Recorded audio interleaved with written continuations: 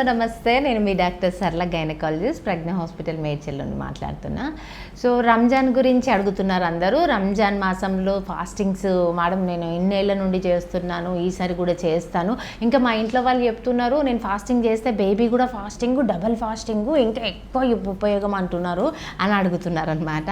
So అలాంటిది ఆలోచన చెయ్యకండి. Baby ఫాస్టింగ్లో చేయడము, మదర్ ఫాస్టింగ్ చేయడం వల్ల ఎక్కువ పుణ్యం వస్తుంది అనేది అది రాంగ్. ప్రెగ్నెన్సీ టైంలో, రంజాన్ టైంలో రంజాన్ దేవుడి ప్రేయర్స్ చేసుకోవడం కానీ, దైవాన్ని ప్రార్థించడం కానీ తప్పు కాదు.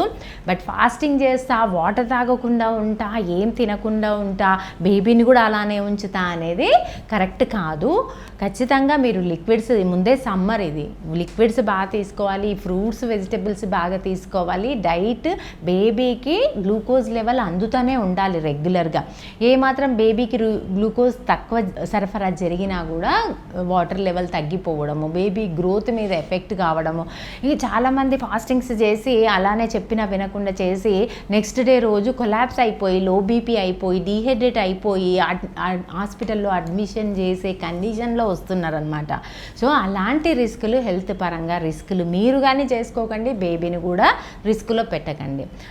దైవ ప్రార్థన 100% చేసుకోవచ్చు, అంతేగాని ఏ దేవుడు కూడా ఏం తినకుండా బేబీకి ఫుడ్ పెట్టకుండా ఉండాలని ఏ దేవుడు చెప్పరు. సో అందరం ప్రార్థనలు చేసుకుందాం. సో హ్యాపీగా మీ ప్రెగ్నెన్సీని లీడ్ చేయండి, హ్యాపీగా ఉండండి. Pregnancy healthy and happy pregnancy and బేబీయే మనందరి గోల్.